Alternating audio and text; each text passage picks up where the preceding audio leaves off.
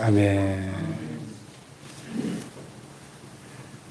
우리 성도님들 연세가 드시면서 예전보다 병원 가실 일이 많아지셨죠. 동네 의원에 가든지 대학병원에 가든지 병원에 가서 건강검진을 받거나 또 몸이 아파서 진찰을 받을 때 의사 선생님이 제일 먼저 하라고 하는 게 뭐죠? 피검사입니다. 피검사. 피를 뽑을 때 따끔하고 싫지만 간단하게 피를 뽑아서 분석하는 것만으로도 현재 내 몸의 건강 상태를 정확하게 진단하고 또 질병의 이상 유무를 기가 막히게 찾아내죠. 앞으로 의학이 더 발전하게 되면 피 한 방울만으로도 더 많은 정보를 얻게 된다고 하니까 참 신기한 일입니다. 왜 그럴까요? 우리 몸의 모든 부위가 다 소중하지만 특히 피는 우리 몸의 생명 그 자체와 같기 때문입니다. 우리 몸을 구성하고 있는 오장, 육부, 사지백체, 근육과 뼈, 신경, 조직과 피부를 보면은 다 제자리에 딱 고정이 되어 있습니다. 그런데 유독 이 피만큼은 온 몸을 돌아다닙니다. 쉬지 않고. 왜 그럴까요? 인체의 모든 지체가 다 이 피에 의존해서 살아가고 있기 때문입니다. 이게 글꼴이 조금 껴져서 죄송합니다. 네.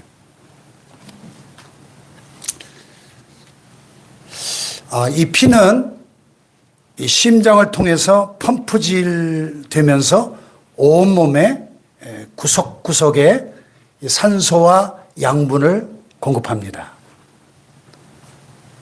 그뿐만 아니라 우리 몸에서 만들어지고 있는 이 찌꺼기들, 노폐물을 처리하는 청소부 역할도 하죠. 그렇게 피가 매 25초마다 한 번씩 우리 온몸을 순환하면서 콩팥과 피부와 장을 통해서 우리 몸 안의 쓰레기들을 몸 밖으로 배출합니다. 그래서 만약에 피가 제대로 돌지 않아서 세포에 도달하지 못하면 그 세포는 파괴되고 피가 청소해주지 않아서 노폐물이 쌓이면 결국 그 사람은 목숨을 잃고 말죠. 그런데 참 놀라운 사실이 하나 있습니다. 현대의학이 밝혀낸 이 놀라운 피의 비밀을 지금으로부터 무려 3,500년 전에 기록된 성경 레위기 17장 11절에서 이미 정확하게 정의 내리고 있다는 사실이죠. 육체의 생명은 피에 있습니다. 생명이 피에 있으므로 피가 죄를 속하느니라. 이렇게 성경은 처음부터 피는 곧 생명이라고 선포하면서 피에 대한 기록으로 가득 채워져 있습니다. 1901년에 오스트리아 의사였던 카를 란트슈타이너라고 하는 분이 인간의 혈액은 서로 다르다는 사실을 발견했습니다. 그래서 혈액을 A형, B형, O형으로 분류를 했습니다. 이 발견으로 훗날 노벨 의학상을 받았는데요. 이 발견 이전까지는 수혈이 오히려 죽음을 불러오는 경우가 많았습니다. 서로 다른 혈액이 만나게 되면 몸이 그것을 이물질로 인식해서 거부 반응을 일으켰기 때문이죠. 피는 곧 생명입니다. 그런데 모든 피가 다 같은 피는 아닙니다. 성경도 같은 진리를 말씀하고 있습니다. 피는 곧 생명입니다. 그런데 모든 피가 다 같은 능력을 가지고 있지 않습니다. 황소와 염소의 피는 잠시 죄를 덮어줄 수 있을 뿐이었습니다. 그러나 하나님의 어린 양 예수 그리스도의 피, 그 보혈만이 인류의 죄를 씻어내는 놀라운 능력을 가지고 있다는 것입니다. 창세기부터 요한계시록까지 성경 전체는 피가 흐르고 있습니다. 창세기 3장 15절에 아담과 하와의 타락 직후에 하나님께서 에덴에서 주셨던 첫 번째 약속, 원시복음이라고 그러죠. 프로토 이벤젤리즘. 그 원시복음부터 요한계시록 22장의 마지막 장면까지 보혈의 붉은 줄기가 성경 전체를 관통하고 있는 것입니다. 그래서 종교개혁자 마틴 루터가 참 재미있는 말을 했어요. 성경을 꽉 잡아라. 그러면 피가 흐를 것이다. 그랬습니다. 참깨를 틀에 놓고 짜면 뭐가 나오죠? 참기름이 나오고, 포도를 짜면 포도즙이 나오는 것처럼 성경을 짜면 피가 나온다. 이런 말입니다. 성경 이야기의 핵심은 바로 피의 이야기다. 그런 말입니다. 그 피 이야기의 절정이 바로 오늘 본문 히브리서 9장에 기록되어 있는 것이죠. 육신의 피가 매 25초마다 우리 몸을 한 바퀴씩 돌면서 찌꺼기를 씻어내서 육체의 생명을 유지해 준다고 한다면 우리 영혼 깊은 곳에 덕지덕지 쌓이는 이 죄의 노폐물들, 과거의 상처와 쓴뿌리들, 후회와 이 더러워진 양심은 과연 무엇으로 씻어낼 수 있을까요? 세상에 그 어떤 병원에 가도 치료할 수 없는 이 영혼의 중병을 고치시기 위해서 2000년 전에 십자가 위에서 주님께서 흘려주신 위대한 피가 있습니다. 바로 예수 그리스도의 보혈입니다. 그래서 오늘 이 시간에 우리 영혼에 막힌 혈관을 뻥 뚫고 새 생명을 주시는 그 보혈의 능력이 우리의 삶에 어떤 위대한 기적을 일으키는지 세 가지로 나눠 살펴보고 은혜를 받으려고 합니다. 첫째로 속죄의 능력이죠. 속죄의 능력. 보혈은 우리의 과거의 빚을 완전히 청산해 주십니다. 아멘. 아멘. 여러분 미국의 RIP 메디컬 데트라는 자선단체 이야기를 들어보셨습니까? 의료 부채 문제에 아주 독특하고도 강력한 방식으로 개입하는 자선단체인데요. 최근에는 단체명을 Undue Medical Debt 이렇게 변경을 했습니다. 이 단체를 설립한 크레이그 안티거와 제리 애슈턴은 수십 년간 채무 추심업계에 몸담았던 전문가들인데요. 이들은 의료 부채가 개인의 삶을 파괴하는 과정을 지켜보면서 이 추심 시장의 논리를 역이용해서 부채를 없애기로 결심했습니다. 예를 들어서 병원이 환자로부터 받지 못한 돈을 포기하면 그 채권은 2차 시장에서 헐값에 거래가 됩니다. 1,000만 원짜리 빚이 단돈 수만 원에 팔리기도 합니다. 이 RIP 메디컬 데트 이 단체가 기부금을 모아서 이 시장에 뛰어듭니다. 그리고 수백만 달러 규모의 의료 채권을 통째로 사들인 다음에 채무자들에게 돈을 받아내는 대신에 당신의 빚이 탕감되었습니다. 이런 편지를 보내주는 거예요. 이 단체가 주목을 받는 가장 큰 이유는 기부금의 효율성 때문이에요. 채권을 굉장히 저렴하게 대량으로 구매하기 때문에 보통 1달러를 기부하면 약 100달러의 부채를 탕감하는 효과가 발생하는 거죠. 100배의 효과죠. 그러니까 적은 금액으로도 한 가정의 경제적 파산을 막을 수 있는 구조인 것입니다. 그렇게 해서 이 단체가 설립 이후에 현재까지 미국 돈으로 120억 달러, 우리나라 돈으로 16조 원 이상이 넘는 천문학적인 의료 부채를 탕감했고 지금까지 총 700만 명이 넘는 사람들에게 빚으로부터의 자유를 선물한 겁니다. 물론 모든 사람의 빚을 다 갚아주는 건 아니고 주로 연방정부 기준 빈곤선의 4배 이하 가구 또는 부채가 연소득의 5% 이상인 이 취약계층을 우선적으로 돕는 거죠. 자, 여러분 한번 상상해 보세요. 어느 날 수천만 원의 병원비 독촉장에 시달리는 사람의 우편함에 노란 편지 봉투가 딱 도착을 합니다. 거기에는 이렇게 적혀 있는 거예요. 당신의 모든 빚은 지불되었습니다. 더 이상 갚을 것이 없습니다. 여러분이 그 사람이면 그 심정이 어떻겠어요?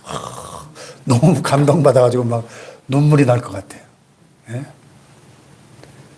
이 미국은 병원비가 막 이게 상상을 초월합니다. 어떤 분이 미국 여행 갔다가 맹장이 터져가지고 수술을 하고 한 3, 4일 입원했더니 병원비가 1억 2천만 원이 나오는 이 실화인데요. 참, 이 의료보험 시스템이 우리나라처럼 잘 돼 있는 나라가 없어요. 전 세계에. 대한민국 좋은 나라입니다. 좋은 나라예요. 여러분, 이 RIP 메디컬 데트라는 이 단체, 이 자선단체가 한 일이 바로 정확하게 예수님께서 십자가에서 이루신 일이에요. 아이고, 이 글꼴이 그냥 다 깨져가지고 죄송한데요. 보이나요? 한번 같이 읽어볼까요? 시작.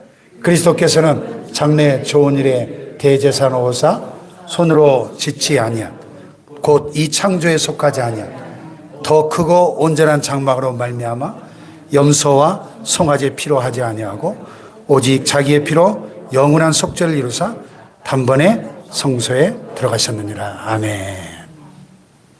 여기서 키워드는 속죄예요. 속죄. 다 같이 속죄. 속죄를 헬라어로 위트로시스라고 하는데요. 이 말은 원래 고대 노예시장에서 사용되던 상업용어예요. 누군가 노예 몸값을 대신 지불하고 그를 사서 자유인으로 풀어줄 때 쓰던 말이 위트로시스예요. 예수님이 오시기 전 구약시대에는 속죄를 위해서 염소와 송아지의 피로 임시적인 몸값을 지불했습니다. 그래서 매년 반복해야 되는 임시 방편일 뿐이었습니다.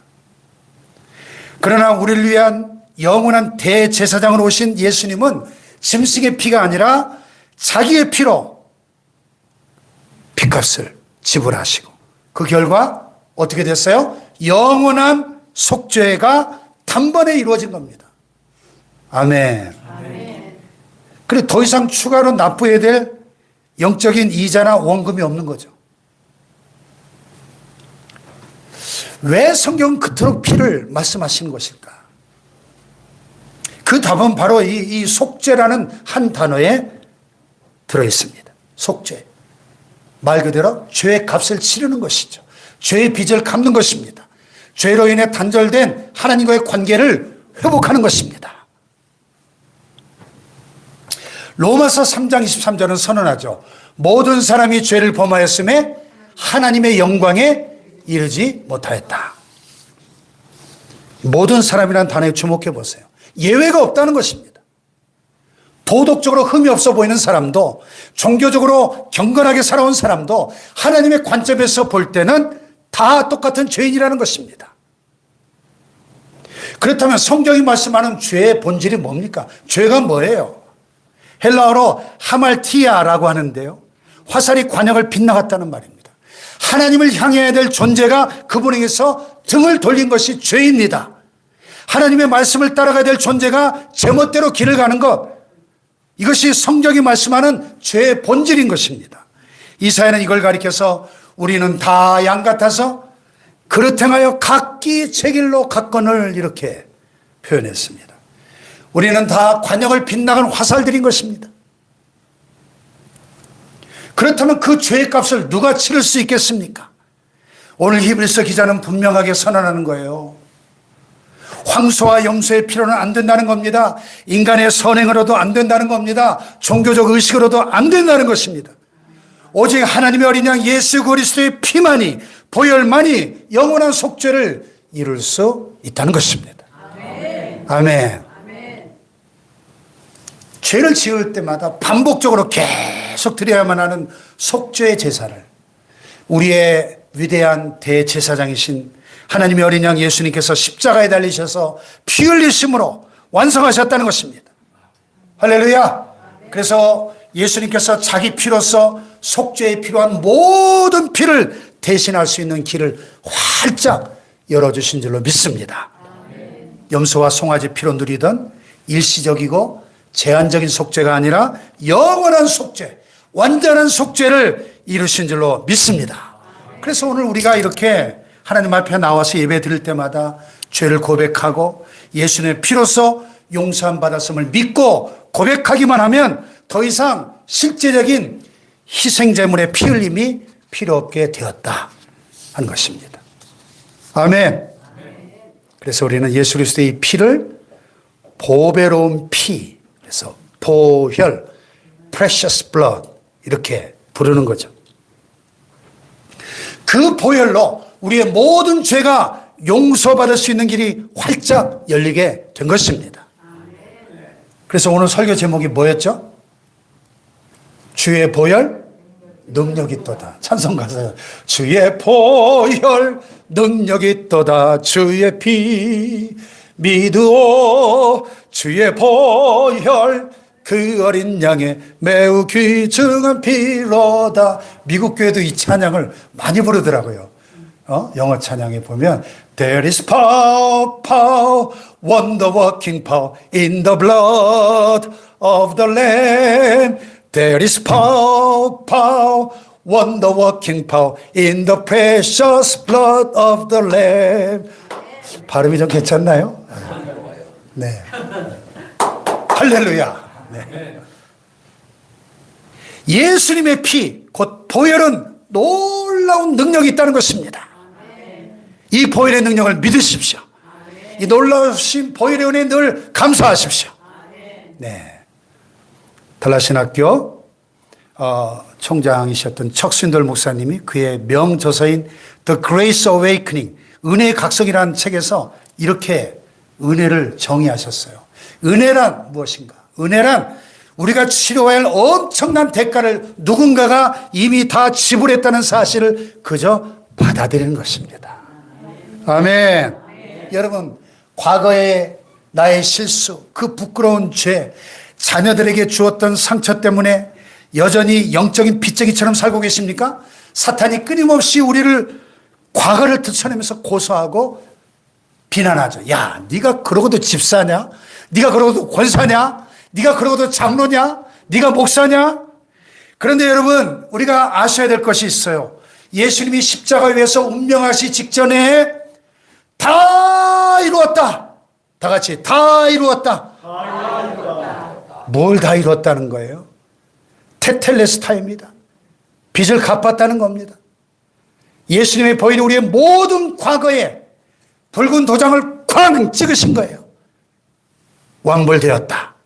Paid in full. 다 같이 완불되었다. 완불되었다. 빚이 다 갚아졌다는 겁니다. 이제 예수님의 피가 여러분의 과거를 다 덮었습니다. 모든 죄의 빚을 다 갚아 주셨습니다. 그러므로 여러분, 스스로를 용서하지 못하는 교만을 내려놓고 십자가의 완벽한 속죄를 믿음으로 받아들이시기를 축원합니다. 축원합니다. 자, 두 번째는요. 첫 번째는 속죄의 능력, 두 번째는 성결의 능력이에요. 다 같이 성결의 능력. 성결의 능력. 이 보혈은 우리의 현재의 삶을 살아나게 한다는 거예요. 현재의 삶을. 예수님의 십자가의 피로 내 과거의 모든 죄가 용서받았다는 사실을 머리로는 알겠는데, 머리로는 왜 우리는 현재 일상에서 무기력하고 신앙의 기쁨을 잃어버릴 때가 많을까? 구약의 제사와 예수님의 십자가의 가장 큰 차이점이 무엇인지를 좀 이해할 필요가 있어요. 여기서 제가 전에 그 성막론을 구주 시리즈로 설교한 적이 있었죠. 성막론을 한번 생각해 보세요. 성막의 구조들을 제가 이렇게 다시 가져왔습니다. 자, 성막을 보면은 바깥들이 있고 또 성소가 있고 가장 깊은 곳에 지성소가 있죠. 오늘 본문 13절에 보면요. 황소와 염소의 피, 암송아지의 죄는 육체를 정결케 하며 거룩하게 한다는 말씀이 있어요. 육체를. 다시 말해서 구약의 제사는 육체를, 우리의 겉모습, 의식적인 외면의 정결을 가져올 수 있었습니다. 바깥들은 치울 수 있었어요. 그런데 14절의 위대한 선언을 보세요. 14절 시작. 하물며 영원하신 성령으로 말미암아 흠없는 자기를 하나님께 드린 그리스도의 피가 어찌 너희 양심을 죽은 행실에서 깨끗하게 하고 살아계신 하나님을 섬기게 하지 못하겠느냐. 아멘. 그러니까 염소나 황소 같은 짐승의 피는 우리의 육체, 즉 겉모습은 정결케 할 수 있었지만은 가장 깊은 내면인 이 양심까지는 침투할 수 없었다는 거예요. 양심은 깨끗하게 할 수 없었다는 거예요. 존 맥거너 목사님이 그의 명저 사라져가는 양심에서 양심을 가리켜 양심은 영혼의 경고 시스템이다 그랬어요. 영혼의 경고 시스템. 이 고장난 경고 시스템. 더러워진 양심을 깨끗하게 씻어낼 수 있는 유일한 세제는 바로 예수 그리스도의 피뿐이다. 예수 그리스도의 보혈의 피가 우리 안에 남아있던 이 죄의 흔적들, 이 죄의 찌꺼기들을 다 깨끗이 씻어버린다 한 것입니다. 아멘. 오카는 목사님께서 로마서를 강의하시면서 이런 말씀을 자주 하셨어요. 많은 성도들이 이 보혈을 천국 가는 입장권 정도로만 생각합니다. 아닙니다. 보혈은 오늘 내 삶에 찌든 양심을 씻어내어 살아계신 하나님을 위하여 가슴 뛰게 살게 만드는 원동력입니다. 그래서 할렐루야. 창세기 3장 이후에서 보듯이 일단 죄가 우리 안에 들어오고 나면 우리 안에는 끊임없는 고통이 계속됩니다. 바울사도는 로마서 7장에서 이 죄를 폭군에 비유합니다. 이 죄가 마치 폭군처럼 우리를 지배하고 다스려서 원하는 바 선을 행치 않고 원치 않는 악을 행한다고 탄식하고 있습니다. 그래서 미국의 신학자 라우셴부 씨가 죄가 우리 안에 들어와서 다음에 세 가지를 만들어내 우리를 고통 가운데로 몰아넣는다고 간파했습니다. 첫째는요, 정욕이에요. 정욕. 끊임없는 욕망 속으로 우리를 몰아넣어서 우리를 고통스럽게 한다는 거예요. 정욕이. 두 번째는요, 이기심입니다. 이기심. 오직 자기만을 생각하게 만들어서 공동체 구성원 모두를 함께 고통스럽게 만드는 이기심.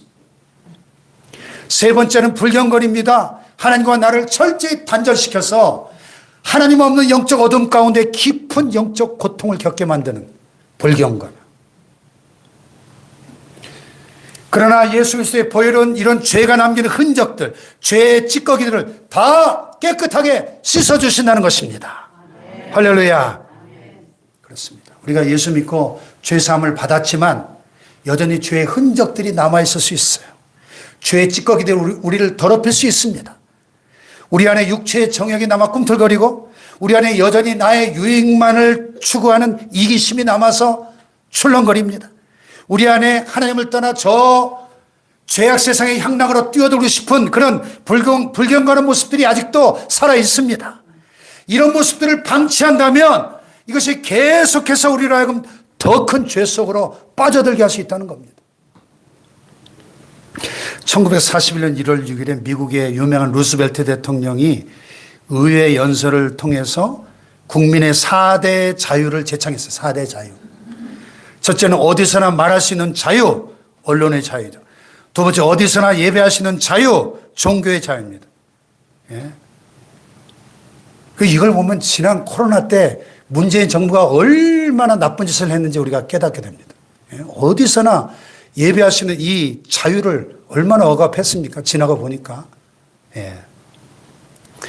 어디서나 결핍으로부터 해방받을 수 있는 자유, 빈곤으로부터의 자유. 어디서나 공포로부터 벗어날 수 있는 자유, 불안으로부터 보장받을 수 있는 자유. 예. 그래서 4대 자유. 언론의 자유, 종교의 자유, 빈곤으로부터의 자유, 공포로부터의 자유. 이렇게 네 가지 자유를 선포했는데 영국의 존 스타트 목사님이 여기에다가 그리스도 안에 가장 중요한 5번째 자유가 있다 그랬어요.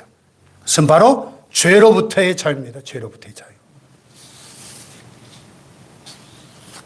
근데 이 죄로부터의 자유는 오직 보혈의 능력으로만 얻을 수 있다 그랬어요. 할렐루야. 이 보혈의 능력이 아직도 우리 안에 남아있는 정욕과 이기심과 불경건을 깨끗이 씻어서 참된 성결을 이루게 될 때 비로소 누리게 되는 자유를 말합니다. 아멘. 할렐루야. 아멘.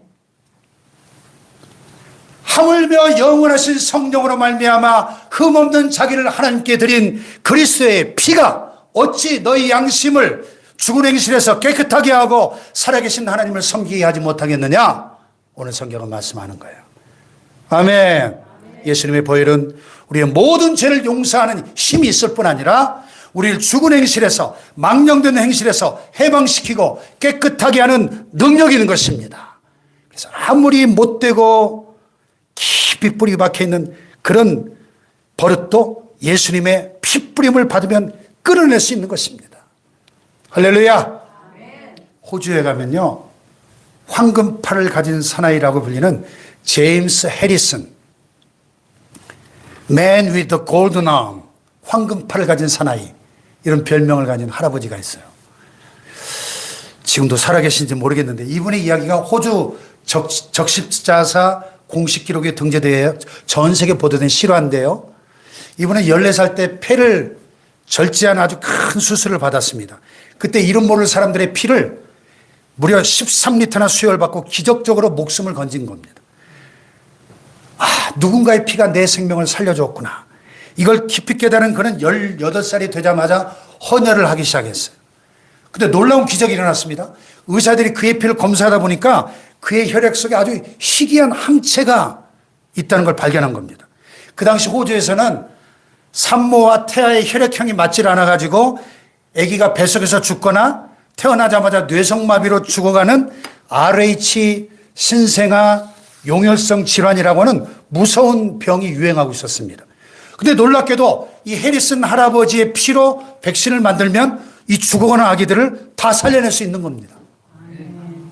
그날부터 이 할아버지는 2주에 한 번씩 무려 60년 동안 자신의 오른쪽 팔에 굵은 바늘을 꽂으며 헌혈을 했는데 2018년에 81세의 나이로 헌혈 연령 제한에 걸려 은퇴할 때까지 그가 헌혈한 횟수가 얼마냐? 무려 1173번이었습니다. 60년 동안. 여러분, 이 한 사람의 피로 인해서 죽음의 문턱에서 살아나 빛나는 미래를 선물 받은 아기들의 숫자가 몇 명인지 아세요? 무려 240만 명입니다. 한 사람의 피가 240만 명의 생명을 구하고 그들의 미래를 열어준 거예요. 그걸 지금 이게 AI가 이렇게 표현을 한 겁니다. 이야, 엄청난 이미지예요. 네.